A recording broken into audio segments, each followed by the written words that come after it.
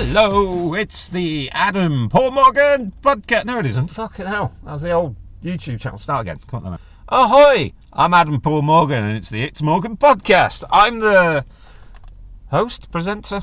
The host, yeah. I'm the host of It's Adam Paul Morgan. And if you ever find yourself in like a little garden centre or a hardware store, and you see someone walking out with a fence panel, you just have to tell them, you've taken offence, haven't you? Bum-bum-ch. Anyway, whoa, this is the It's Morgan podcast. It's not the Adam Paul Morgan YouTube channel, even though this does go on the YouTube channel. Do all the subscribers stuff. I hate saying that. I hate it. That I cringe whenever I see it in the YouTube video. It makes me cringe. If anyone says hit the like button, I hit the dislike button just to disrupt their thing, their rhythm. I don't know. I'm giving up on all that sort of stuff. I'll just do it for the sake of it. So, hi, how you doing? I'm going to talk about the this, what, the hoo-ha, and the general what's been going on. Now, that hasn't changed from vlogging, Adam. I can say that now. It's the same thing. But it's a podcast, and I had to change the name to It's Morgan. I thought I'll grab that. It's quite catchy, and no one else has took it, so I've had it, and I don't care if anyone else uses the hashtag. Please use the hashtag It's Morgan, blah, blah, blah, blah. Oh, God, I hate that. Right. Okay, talking about business, day-to-day business. A monkey has escaped from a zoo and it's made national headlines in Scotland.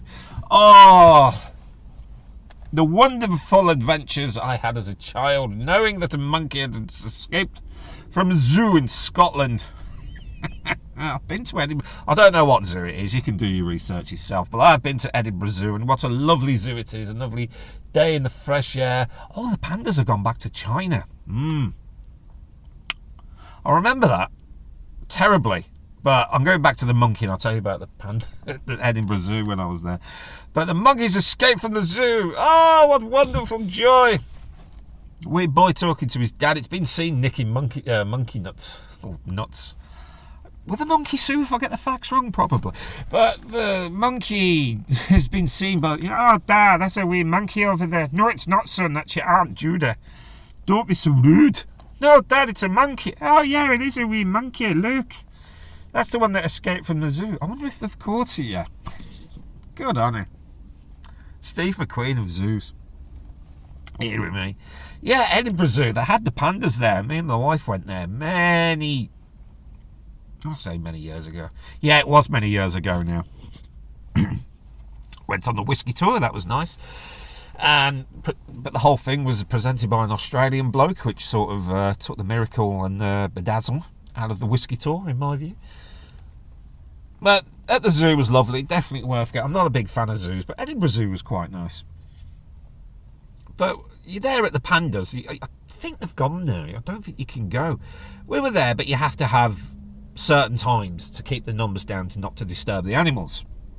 Which is fair enough. You had to get in there, then you had to get special tickets. But we kind of went out of season, so it was sort of like if no one's in there, you can just pop in and have a look at the pandas. And it was hilarious. Good on the staff for doing this, because some young lad went in there with his dad, and his dad, you could tell, likes to travel. You just look at him with all the camera equipment round.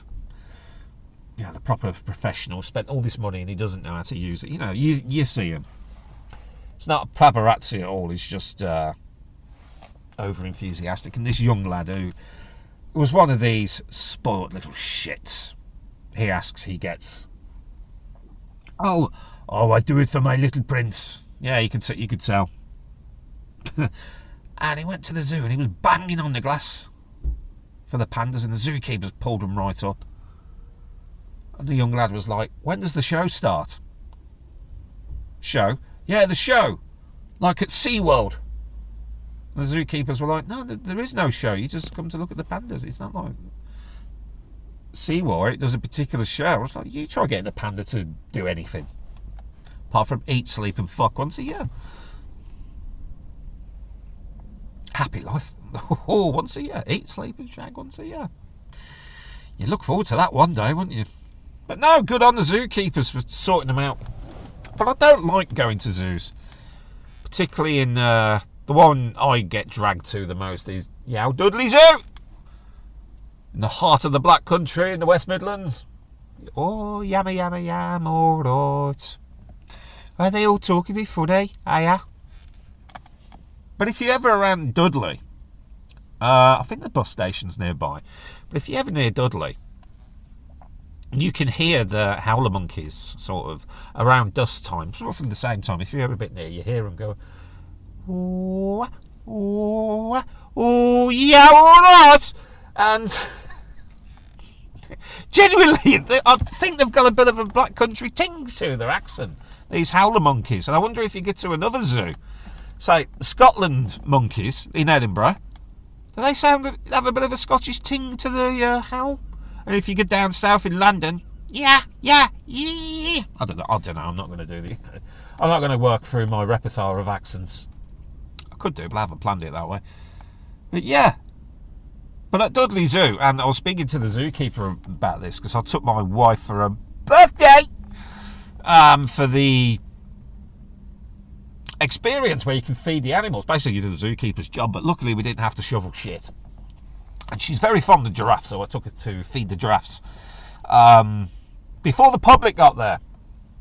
And I was speaking to the zookeeper. I was like, yeah. I was like, I bet you get a lot of people who think they know more than they do. And I said, he's like, yeah. But the worst ones are the people that know a little bit about something to convince other people they know a lot. He goes, they're the worst ones. Because if you're there at the zoo, there's just people who are like, oh, this animal does this, that, and the other. I'm like, what the fuck are you talking about? I was watching it on Shark Week last night. What are you talking about? You know what I mean? Lots of people who think they know more than they do. Like, I'm into video gaming, and, you know, had one fellow got very aggressive with me. So I'm not going to talk about animals. You know, they shit and they eat and they shag. That's as far as I know. But gaming, I do know a lot about gaming, yeah. Particularly when he was like, oh yes, he was adamant every single video game was made in Japan. Every single one. And I was like, oh, no they're not. It's like, if you look at Rare, they're just down the road at Tricross Zoo. Tricross, that's where they're based. There's loads of game developers, particularly in Britain, very aggressively shouting, oh, yes they are, every game's made in Japan. No, sorry. Facts wrong there. Again, the people who think they know it all. You got to be proven wrong. Then you learn. That's how you learn. Yes, it's how you learn. And experience things in life. Hey, what I'm about to talk to next, I'm very impressed with myself about how I link these two segments up. The King's Prostate. Another headline news. God save the Royal Prostate. Unless he's had it taken out. But anyway, the Royal Prostate. Yes, well, it's an eye-opener. More ways than one. The prostate, yes. The sort of people are talking about it now, but years ago, if you mention about prostates, all men are like, oh, no. I've had it checked and woo! Don't know what you're moaning about. It's great fun. By a qualified physician, at least I hope he was.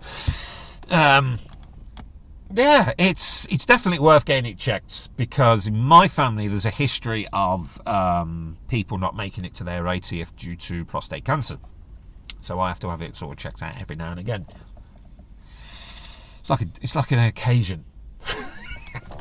And I'm not really that bothered about it, and here's why, but a lot of men are. A lot of men are bothered about it because I remember talking to a chap about it in a previous workplace. I don't speak to any of them because I don't see him, but this one particular chap, I'm glad I don't speak to him because he was in a whinging idiot, a moaning a lot. Every little thing he just moaned about. I was like, just sort yourself out, get a positive outlook. Because I think he got a letter about it and he was talking to me about it and he was all, oh, I don't want to have anyone sticking a finger up there. But here's the thing, right? There's a lot of men around the world that go to certain parts of the world, sort of East Asia sort of area, that will pay a person, trans person, or a lady, or a man. I think that covers all basics. But anyway, we'll pay someone to stick things up their bottom. And I've got to pay a lot of money to get out there, and I've got to pay a lot of money for the service. Whereas here, we can have the same thing on the NHS, so they're not you injured about. And they're going to be trained to let you know that, yeah, everything's A-OK. I don't know what he was whinging about. Quite looking forward to the next one as well, just to make sure everything's hunky-dory. So many years of medical school, and basically you're sticking a finger up someone's bottom. Oh, good on him. Good on him. I'll clap for him. But yeah, with obviously the King's and his prostate, for what's going on there, it is definitely worth just getting it checked out. You know, spotting the doctor, get it talking about it.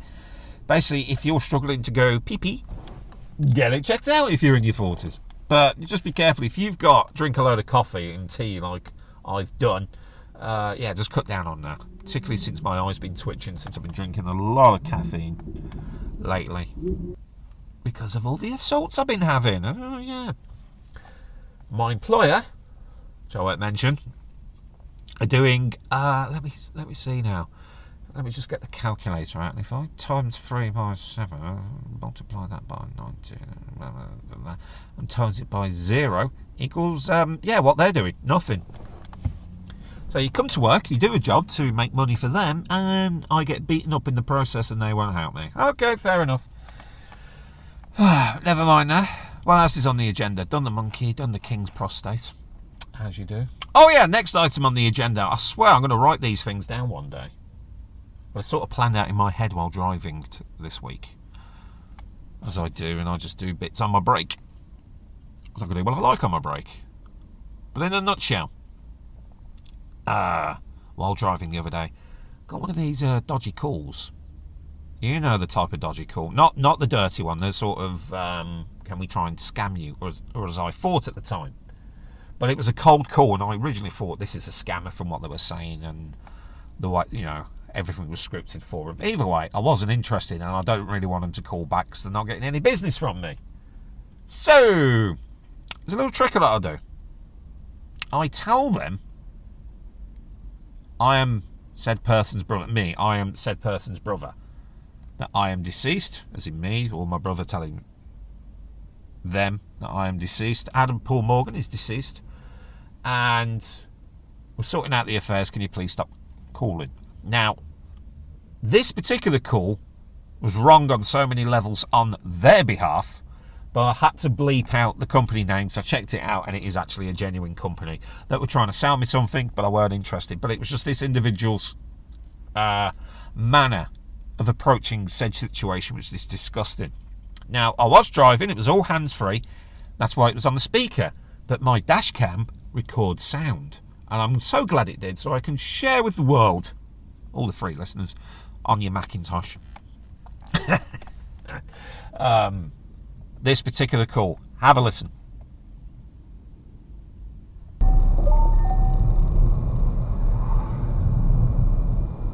Hello? Hello there. Am I speaking to Adam? Who's calling? It's Riley calling from Kent. How are you? Excuse me, who are you calling from? I'm calling from G10. Who are they? So, Adam, a while ago, you may have came across one of our online trading ads and a market that I would like to call you later regarding online trading and the financial market. Okay, what time do you think it'd be available? Okay, I just need to inform you, I'm actually his brother. He's actually deceased. I'm looking after his phone while we're going through the bereavement. Oh, I'll say, okay, no problem. Do you know what time it'll be available, maybe? He's dead, you fucking moron. Oh, my bad. Sorry about You're that. bad fucking well, now. Jump off then. the fucking bridge, you twat. I don't know what your impressions was, but for me, I was like, you absolutely... Well, you heard it. My reaction was like, you fucking prick. So to me, that was like, one, he doesn't listen. Two, it sounds like a scammer, because I've done that to quite a few of these calls, and it's like, oh, very sorry for your loss, we'll take his name off the system, and they never call back. But this prick, Jesus Christ, it's got to be dodgy. I don't know. Could be. I've had some belters in the past. I've even pretended to be a sex line worker. Not like I know what I've got the gist of it. I don't phone dirty numbers. Like I say, I can phone the wife for unlimited calls for free. I'm not paying £2.50 for one of these things. But then again, if I phone my wife for a dirty phone call, she'll just tell me the same as she does in bed, and that's to get off. But yeah, the dirty buggers, both ends. But it's moved away from these things. It's all a webcam now, isn't it? Oh, look at me. I could take photos of my feet and just send them off. I don't care, I'll get the money for it, I'm not bothered. But I've broken my toe this week, and I have no idea how I'd done it. I just got up one morning and it was all bruised, and it was, basically my foot was turning blue all over, and I was like, have I broken my toe? I've got no pain, but I can see roughly where if I touch it slightly. Bit of agony, but I'm alright to walk on it. I thought, I'm just going to live with it. If it gets worse, if my toe's hanging off, then I'll go to hospital. So I think I've broken my toe. But I've informed my employer, and their response was, oh, you must have put pressure on it. But I used the scientific name of the part of the toe that I think I broke. And my man, covering names. My employers are mince beef, shall we say, and full of shit. Won't even look after the staff that's been assaulted at work. Nah. I've recently heard some good news. Well, good for the zoo. Recently, this is a few days after the monkey escaped, the monkey has returned and he's back in the zoo. Which I was kind of rooting for the monkey, if I'm honest. Oh, it's a shame. They shouldn't be there anyway. But yeah, this is sort of a few days after I previously recorded that bit. This is a few days after. Yeah, since then the monkey's been found. I wonder how they've done it. I would like to think, I heard on the news it was one other thing, but I'd like to think the monkey was dressed up in a suit, standing on wooden sticks to make him taller. And as he's trying to get on the bus, he's talking like English to the bus conductor. Oh, is this the bus to London? I want to get the train and go back home. But no, the messages left, right and centre. But no, it was a... Shouldn't laugh, I know what's coming. Thanks, Tommy. The monkey dressed up in a suit with a big long coat and standing up on stilts, trying to get the bus to London. Hey, excuse me, young fellow, young bus conductor. Is this the bus? Is this the bus to London, is it? I want to get the train. I want to go back home to wherever that particular monkey's from. The bus conductor's talking in English, then turns around and speaks monkey language to the guy in good luck. And the monkey replied, thanks, in monkey talk. Oh, Steve McQueen, great escape. Keep up with the programme. Oh, the poor monkey. I was generally rooting for the monkey, but they got it with infrared and stuff like that. Drones. Ah, it's a shame.